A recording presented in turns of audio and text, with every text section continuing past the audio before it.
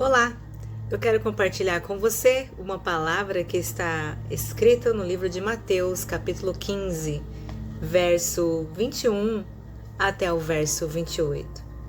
Diz o texto que Jesus estava partindo para as cidades de Tiro e Sidom. E chegando ali, uma mulher cananeia saíra daquelas cercanias, clamando, dizendo: Senhor, filho de Davi, tenha misericórdia de mim, que minha filha está miseravelmente endemoniada. Quem escreve esse texto aqui é Mateus. Mateus ele tinha como público-alvo os judeus. Por isso, ele faz questão de dizer que aquela mulher era cananeia. Era muito importante para o judeu ter esse destaque, essa diferenciação racial. Nós somos assim. A nossa mente está sempre categorizando, separando, somos assim, aquilo é isso, essa é desse formato, essa é dessa cor, essa é desse estereótipo. E muitas das vezes acabamos segregando, discriminando. E isso acontecia claramente com os judeus. Mateus tendo como público-alvo os judeus, então ele queria destacar que aquela mulher que se aproximava de Jesus naquele momento não era uma judia, pelo contrário, ela era uma gentia. É por isso que Marcos, ao relatar a mesma história, ele não fala que ela era uma mulher cananeia, ele fala que a mulher era Ciro-fenícia, que ela era daquela região da Galileia, ali na região daquelas cidades de Tiro e Sidom, naquelas partes ali. Mas Mateus precisava destacar que aquela mulher era uma gentia e não uma judia. Isso teria muita relevância logo mais para frente, que a gente vai ver aqui. Diz o texto que aquela mulher clamava. Clamar significa gritar em alta voz, pedir misericórdia, pedir por socorro. Não era só, ei Jesus, olá, ei Jesus, não. Ela estava insistentemente clamando, gritando, bradando: Jesus, filho de Davi, tem misericórdia de mim. Jesus, filho de Davi, tem misericórdia de mim. O texto no verso seguinte vai dizer que Jesus, não respondeu palavra alguma, ficou em silêncio. Isso aqui é intrigante. Jesus ficou em silêncio e a mulher insistindo: Jesus, filho de Davi, Jesus, filho de Davi. Interessante que ela, sendo gentia, ela faz uma menção dessa expressão filho de Davi, que é uma expressão categoricamente judaica. Havia uma promessa para o povo de Israel que de Davi, da descendência do rei Davi, viria um Messias que estabeleceria um reino eterno a partir da linhagem de Davi. E aquela mulher reconheceu em Jesus que ele era o Messias prometido. Então ela insiste clamando: Jesus, filho de Davi, Jesus, o verdadeiro Messias, Jesus, filho de Davi. Veja que não é uma judia que proclama isso, mas é uma gentia. Mas diz a Bíblia que Jesus veio primeiro para os judeus. Era-se esperado que fossem os judeus que primeiro se reconhecessem em Jesus que ele era o Messias. Mas aqui nós temos o testemunho de uma mulher judia, dizendo, clamando: Jesus, filho de Davi. Ela começa a clamar e contar o problema: minha filha está miseravelmente endemoniada. Então ela não estava ali clamando por ela, mas estava clamando pela sua filha. Você deve saber que o mundo espiritual, ele não é uma fantasia. O mundo espiritual é uma realidade na vida das pessoas. É possível que pessoas estejam sendo possessas por espíritos malignos e o seu comportamento seja totalmente distinto daquilo que a pessoa é em seu estado natural. Na Bíblia nós vemos vários relatos de que pessoas que estão possessas, elas têm alterações no seu comportamento, alterações na sua consciência, elas se tornam violentas, irracionais, como no caso de Marcos 5, que relata o endemoniado da cidade de Gadara. Essas pessoas endemoniadas são possuídas de uma força sobrenatural, se tornam muito fortes, muito violentos, muito agressivos, e muitas das vezes caminham para um lado da autodestruição, do suicídio, da automutilação, do sofrimento. E esta é uma realidade no mundo de hoje ainda. É uma realidade no tempo bíblico e é uma realidade no mundo de hoje. Aquela mulher reconhecendo que Jesus era um Messias, sabia que ele tinha o poder de destronar autoridades no mundo espiritual. Muita gente pode pensar que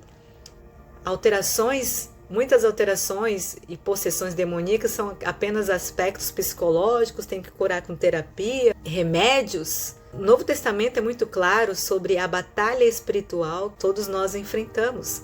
Enfrentamos batalhas espirituais. E as guerras espirituais são travadas com armas espirituais, com clamor, com oração. Aquela mulher clamava e sabia que Jesus tinha a solução. Na Bíblia a gente não vê Jesus conversando com o demônio, entrevistando o demônio. A gente via que eles reconheciam quem Jesus era e ficavam apavorados. Jesus falava assim, sai dela, ou cala-te. Jesus só dava uma voz de comando. Não tinha muita conversa com o demônio. A gente não tem que ficar discutindo, conversando, batendo papo com o demônio. Refira-se ao nome de Jesus e repreenda com autoridade. E aquela mulher estava desesperada. Eu posso imaginar que aquela moça não dormia direito, não tinha paz, ouvia vozes, poderia se cortar. Quando ela estava quando o demônio estava sob controle da vida dela, ela poderia ser algo totalmente devastador. Imagino o sofrimento daquela mulher. O que muito me intriga é que os discípulos, vendo a mulher clamando daquele jeito, percebendo que ela não era judia e que Jesus também não fazia nada, eles simplesmente falavam assim, Jesus, manda essa mulher embora, despede ela, ela está aqui gritando, está perturbando. Jesus, faz alguma coisa com essa mulher. Essa mulher está incomodando. Uau! Os próprios discípulos de Jesus sendo indiferentes, não apresentando compaixão e sensibilidade com a dor daquela mulher. Ela sofria, ela clamava, ela gritava, ela chorava, mas eles não demonstraram nenhuma empatia com ela. Muitas das vezes nós estamos tão no automático, na igreja, no trabalho, em casa, tão envolvidos, tão tarefeiros, que nós esquecemos que nós lidamos com seres humanos com dores, traumas, sentimentos, emoções. Esquecemos de regular a linguagem, regular a forma com que nós comunicamos, a suavizar as palavras. Somos agressivos, somos indiferentes, somos discriminatórios. Rotulamos, eu não vou conversar com aqueles jovens porque quem liga para jovens? Eu já sou um adulto, já sou um diácono, um presbítero. Ou olha só os apóstolos, olha só os semideuses. Assim a gente vai rotulando, discriminando, categorizando, excluindo pessoas. Os nossos julgamentos, as nossas emoções são todas baseadas no sentimento de que pertencemos ou não a um grupo, segregamos ou não as pessoas. O comportamento daqueles discípulos foi muito evidente, esse tipo de atitude. E eles estavam incomodados. E Jesus então respondeu para aquela mulher: bom, você sabe quem eu sou. Você acabou de dizer Jesus, filho de Davi. Mas a promessa do Messias não foi para os gentios. Você é uma gentia. Você sabe muito bem que na linha, na ordem, na fila da prioridade, os judeus estão na frente. Eu não fui enviado, ele diz no versículo 24, senão as ovelhas perdidas da casa de Israel. Foi para isso que eu fui enviado. Não. Jesus estava cercado de judeus. Jesus estava naquele momento dizendo: ei, judeus, eu sou o Messias que vocês tanto esperam. Eu sou a promessa, a realização, eu sou o cumprimento da promessa que vocês há tanto tempo ouvem. Vocês são a minha prioridade. Eu vim aqui para vocês. Vocês são meus compatriotas. E olha, este é o plano. O plano se concretizou aqui em mim. Quem vê a mim vê o Pai. Entendam essa mensagem. Entendam essa mensagem. E os outros judeus, os outros gentios, os demais, receberão essa mensagem no tempo certo. Há tempo para todas as coisas. Vocês aqui são a minha atenção. Vocês aqui são a minha prioridade. Uau! Jesus estava reenfatizando a ordem da prioridade. Estava ali reiterando o que ele estava fazendo ali entre os judeus. Aquela mulher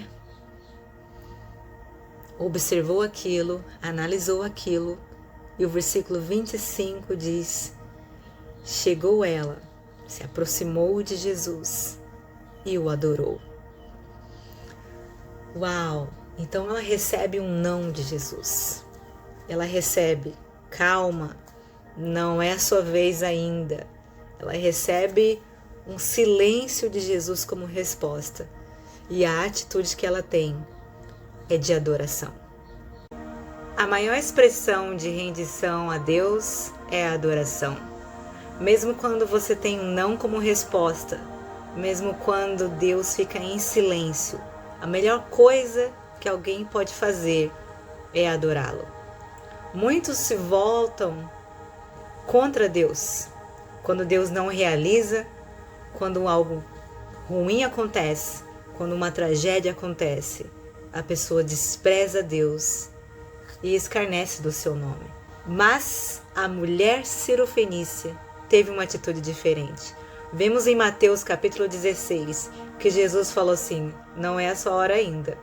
Espere que não é o tempo de eu te atender ainda. Você não está na minha lista de prioridades. Mateus capítulo 15, verso 25, diz a Bíblia que ela chegou e adorou a Jesus e disse: socorre-me. Socorre-me, Jesus. Na melhor atitude que você pode ter diante de Deus, independente das circunstâncias, é uma atitude de adoração e de clamor. E Jesus então responde para ela: olha, eu não fui enviado senão as ovelhas perdidas da casa de Israel. Não é bom pegar o pão dos filhos, os judeus, e dar aos cachorrinhos. Essa expressão cachorrinhos era uma expressão que os judeus usavam para se referir aos gentios, a todo aquele que não era judeu era chamado de cachorrinho. Jesus não estava aqui rebaixando a mulher, nem discriminando, ele estava fazendo uso de uma expressão cultural. Então, eu tenho uma ordem aqui, uma fila de prioridade, e nessa fila você está lá no fim. Você não está no começo. Era isso que ele estava dizendo para ela. E ela estava ali: socorre-me, socorre-me. E ela disse: eu sei, Senhor, eu sei que eu não estou na fila, na primeira ordem, na sua fila de prioridades. Mas, quer saber? Até os cachorrinhos, também os cachorrinhos, comem das migalhas que caem da mesa dos seus senhores. Ela não se deixou abater. Ela não se deixou desanimar com o não de Jesus. Ela não chegou a desprezar e falar: Jesus, eu também não gosto mais de você, eu também não vou mais te adorar, eu também não vou mais te servir. Como assim? Você não vai me dar a atenção que eu estou pedindo? Como assim você está me discriminando? Eu vou mudar de igreja. Né? Ela não teve essa atitude, né? Brincadeira a questão da igreja, mas ela não teve essa atitude. Ela disse: tá bom, eu sei que eu não estou na ordem da urgência aí, mas eu sei que sobraria alguma coisa para mim, porque até os cachorrinhos comem das migalhas que caem das mesas dos seus senhores. Que atitude, né? Que atitude humilde, empática, sofrendo, reconhecendo que estava diante do Messias, o Todo-Poderoso. Ela surpreendeu Jesus. Ela surpreendeu Jesus com a resposta dela. Grande é a tua fé. Imagine você surpreender Jesus com a tua fé. Você está orando, clamando, pedindo há tanto tempo e Jesus tem estado em silêncio. Você não tem recebido nenhuma resposta, mas um coração humilde e quebrantado.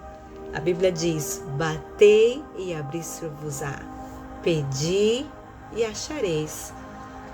Você encontra resposta em Deus. Aquela mulher, pela atitude dela de humildade e clamor diante de Jesus, Jesus então respondeu: que fé é essa, hein? Que fé é essa? seja feita conforme você deseja.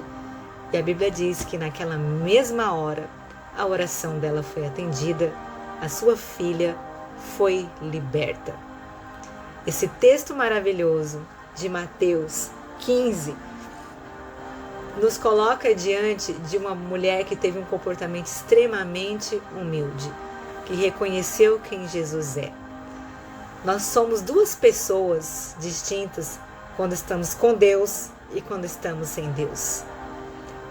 O que eu quero dizer para você, Deus continua sendo o que Ele é, independente se você acredite nele ou não. Independente da sua postura diante dele, Ele continua sendo o que Ele é. Deus é imutável. Seja você uma pessoa que o reverencia ou que ignora a sua existência. Ele não muda. Ele continua sendo Deus. Nós sim mudamos. Quando estamos sem Deus, somos humanistas. Nosso coração é totalmente voltado para o eu, para o ser do homem. O homem é no centro de todas as coisas. Somos egoístas. Nossas vontades devem ter a prioridade. Somos hedonistas. Queremos viver uma vida de prazeres e postar felicidade constante nas redes sociais. Somos utilitaristas. Só nos relacionamos com as pessoas por aquilo que elas podem nos oferecer. E somos relativistas. Não há verdade absoluta. O que importa é ser feliz, independente da circunstância. Se você fere um ao outro, se você machuca um ao outro, o importante é que você busque a sua felicidade. Este é o pensamento do homem pós-moderno, do homem sem Deus.